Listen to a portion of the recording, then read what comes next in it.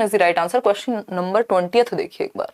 Question number 20 क्या कहता है भाई, which of the following is not a characteristic of child with giftedness. Giftedness वाला बच्चा कौन सा होगा, प्रतिभाशाली, जिसकी क्षमताएं नॉर्मल बच्चों से ज्यादा हैं, चाहे वो इंटेलेक्चुअल क्षमताएं हो, आईक्यू ज्यादा हो सकता है, चीजों को जल्दी समझ लेगा, मुश्किल क्वेश्चंस भी आसानी से कर लेगा या याद अच्छे से रख पाता है, समझ जल्दी जाता है, मतलब बाकी बच्चों से जो मानसिक क्षमताएं हैं वो ऊपर हैं प्रतिभाशाली बच्चे की। प्रतिभाशाली भी 3 तरह के होते हैं, एक होता है जिसका आईक्यू ज्यादा है, दूसरा जो क्रिएटिव है, तीसरा जो कुछ अलग टैलेंट रखता है। जनरली गिफ्टेडनेस की जब हम बात करते हैं तो देखते हैं कि हाई आईक्यू की ही बात हो रही है, ज्यादातर क्वेश्चंस में आपको हाई आईक्यू वाले बच्चे की ही बात करने को मिलेगी यहाँ पे, ठीक है ना। तो आईक्यू जिसका ज्यादा है यहाँ पे प्रतिभाशाली से मतलब वो है। हाई लेवल ऑफ कमिटमेंट, हाँ बिल्कुल रेंजोली ने कहा है ACC, high ability, high commitment, high creativity, ये 3 लक्षण गिफ्टेडनेस के होते हैं। तो कमिटमेंट होता है, ठीक बात है। Prefers working independently on task, कह सकते हैं कि स्वतंत्र रूप से वो अपने आप काम करना ज्यादा पसंद करता है बजाय कि किसी हेल्प बहुत ज्यादा लेने या ग्रुप में। सी ऑप्शन है ability to recognize multiple options while working on problems, यानी कि एक ही काम को अनेक बार दोहराने की व्याकुलता।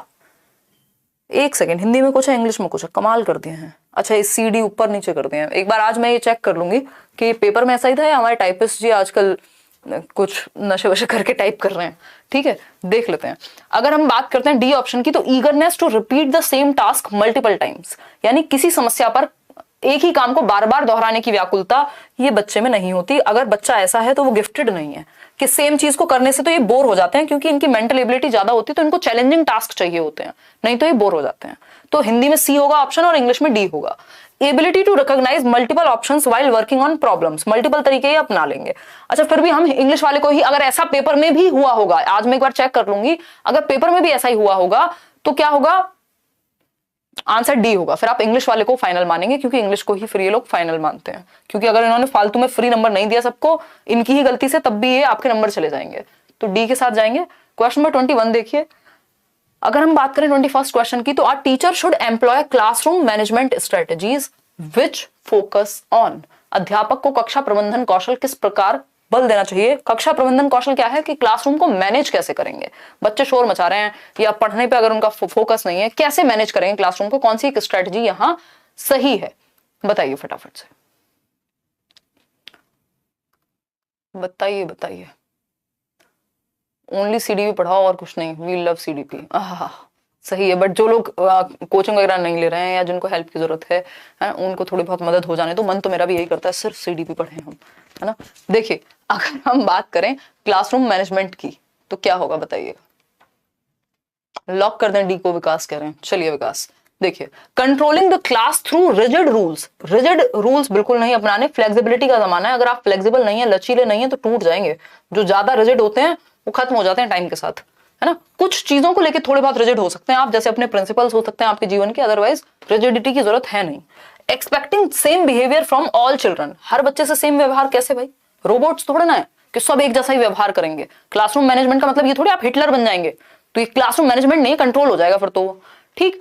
फिर है C option, making students abide to all rules without questioning, यानी बच्चों को कह दो कोई सवाल नहीं करेगा, बोल दिया ना बोल दिया, कह दिया तो कह दिया, शांत रहना है तो शांत रहना है ना। अब सिर्फ शांत रहने ही बच्चा आएगा स्कूल में तो डाउट्स कब क्लियर होंगे, उसको मजा नहीं आएगा सीखने में तो फायदा क्या है।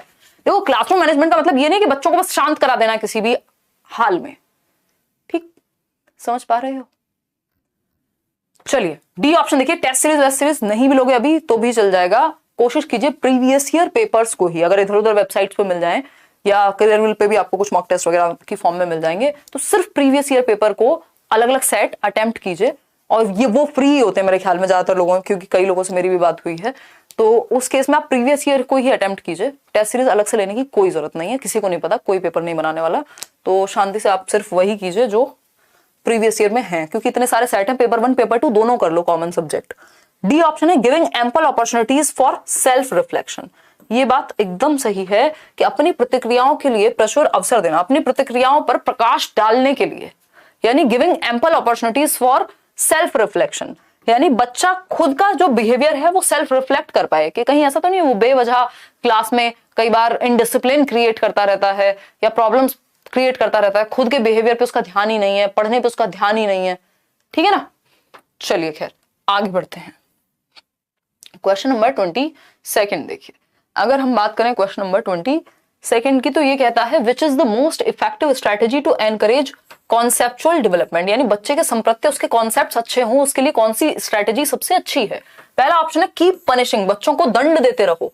तो दंड देना बिल्कुल भी लाजमी नहीं है, एक्सेप्टेबल भी नहीं है। राइट टू एजुकेशन एक्ट जो है, जो आपका शिक्षा का अधिकार अधिनियम है, वो कॉर्पोरल पनिशमेंट को बिल्कुल बिल्कुल बिल्कुल बैन करने की बात करता है। Getting children to forget old concepts and learn, आप बच्चों को मुर्गा या मुर्गी नहीं बना सकते, आप बच्चों को आंखें नहीं दिखा सकते, है ना। अगर हम बात करें बी ऑप्शन की, तो getting children to forget old concepts and learn new ones by rote memorization, रट के सिखाना नहीं है, रटंत विद्या चलंत नहीं। फिर है C option, give a variety of examples and non examples and encourage students to use reasoning, यानी आप बच्चों को एग्जांपल्स भी देंगे, नॉन एग्जांपल्स भी देंगे। एग्जांपल्स क्या होते हैं? डायरेक्ट, भैया ये बर्ड है, तो आपने किसी बर्ड का एग्जांपल दे दिया, कोयल, कोयल एक बर्ड है। फिर आपने हेलीकॉप्टर की पिक्चर दिखाई और कहा कि ये एक बर्ड नहीं है, तो जिसकी पिक्चर आपने दिखाई और वो बर्ड नहीं है, वो नॉन एग्जांपल है, जिससे आपको ये क्लियर हो जाएगा कि कौन सी बर्ड्स नहीं होती। तो एग्जाम्पल और नॉन एग्जाम्पल, नॉन एग्जाम्पल यानी उसके आसपास की चीजें भी आपको बता देनी है, तो उससे कोई बुराई नहीं है, ठीक है ना। क्या पूछ रहे हो विश्वकर्मा? रिवॉर्डिंग स्टूडेंट, सिर्फ रिवॉर्ड से काम नहीं चलता कि कॉन्सेप्ट सही हो जाएगा, तो आपको बच्चों को एग्जाम्पल भी देने और जो उसके आसपास की चीजें नॉन एग्जाम्पल के थ्रू इनडायरेक्टली समझा देनी है, तो उससे कॉन्सेप्ट अच्छा हो जाएगा। सी ऑप्शन सही है। क्वेश्चन नंबर 23 देखिए, इस तरह के क्वेश्चंस भी खूब पूछे गए हैं। इफेक्टिव टीचिंग इंक्लूड्स, यानी प्रभावशाली शिक्षण, इफेक्टिव मतलब अच्छा, अच्छी टीचिंग जो बढ़िया है, जिसका प्रभाव पड़ेगा। फर्स्ट ऑप्शन है taking care of emotional needs of students, छात्रों की भावनात्मक आवश्यकताओं का ध्यान रखना। भाई बच्चे में इमोशंस है, उसको घर पे थोड़े ना रख के आ जाएगा इमोशंस को बच्चा, तो इमोशंस का भी ध्यान रखना, जहां इमोशनली उसको सेफ फील हो, अच्छा फील हो, कंफर्टेबल हो। हाँ सही बात है, तभी तो हम अफेक्टिव डोमेन की बात कर रहे हैं। बी ऑप्शन है adapting curriculum and assessment to the students needs, बच्चों की आवश्यकता के अनुसार आप आकलन के तरीके या करिकुलम उस तरह का बना रहे हैं जो बच्चे के आवश्यकता के अनुसार है। फिर है C option, flexible grouping for peer interaction, यानी छात्र संवाद हेतु लचीला समूह निर्माण, यानी पीयर इंटरेक्शन, ताकि बच्चे, पीयर मतलब जो लगभग सेम एज के लोग हैं, जो क्लासमेट्स हैं, जो उसके दोस्त हैं, तो उनके साथ वो ग्रुपिंग आप कर सकें, वो भी फ्लेक्सिबल। 4 बच्चे आज इस ग्रुप में, वो 2 बच्चे कल किसी और ग्रुप में भी जा सकते हैं, तो फ्लेक्सिबिलिटी है। एम्प्लॉइंग रिजिड क्लासरूम, ये रिजिड वर्ड जहां मिल जाए इसको हटा देना, फर्स्ट, सेकंड और third. B option is the right answer, B option is the right answer. आगे बढ़ेंगे नेक्स्ट क्वेश्चन पे। क्वेश्चन नंबर क्या है? 24।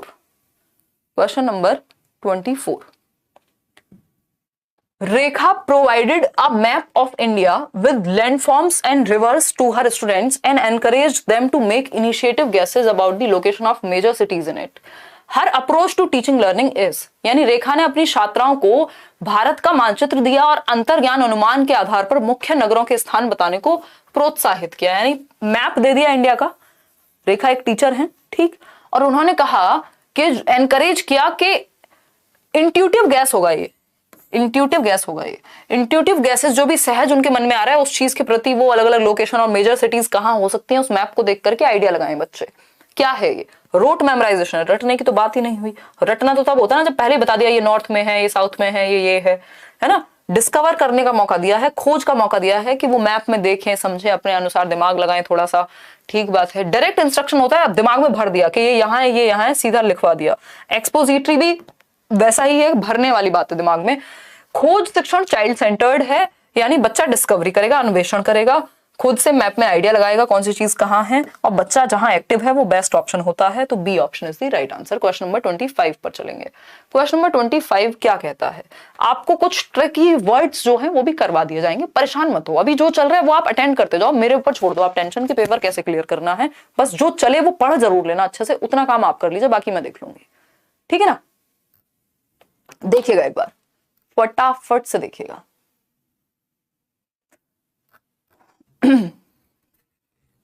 आंसर कीजिएगा।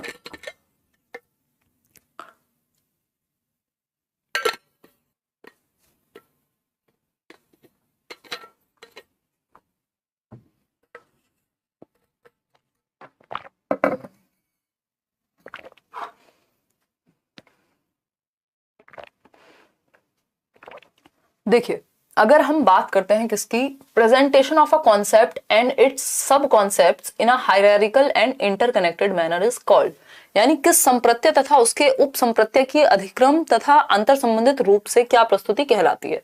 मतलब कोई एक कॉन्सेप्ट है, उसको प्रेजेंट किया, उसके सब कॉन्सेप्ट से जोड़ा, एक हायरार्किकल और इंटरकनेक्टेड मैनर में एक इस तरह का रिप्रेजेंटेशन बनाया। मान लीजिए पियाजे है, ये कॉन्सेप्ट है पियाजे का, कॉग्निटिव डेवलपमेंट, उसके जो भी सब कॉन्सेप्ट हैं, कितनी स्टेजेस हैं, इक्विलिब्रियम क्या होता है ना, और इनको इंटरकनेक्टेड मैनर में जोड़ दिया कि अच्छा ये एसिमुलेशन इस स्टेज में ऐसे होगा।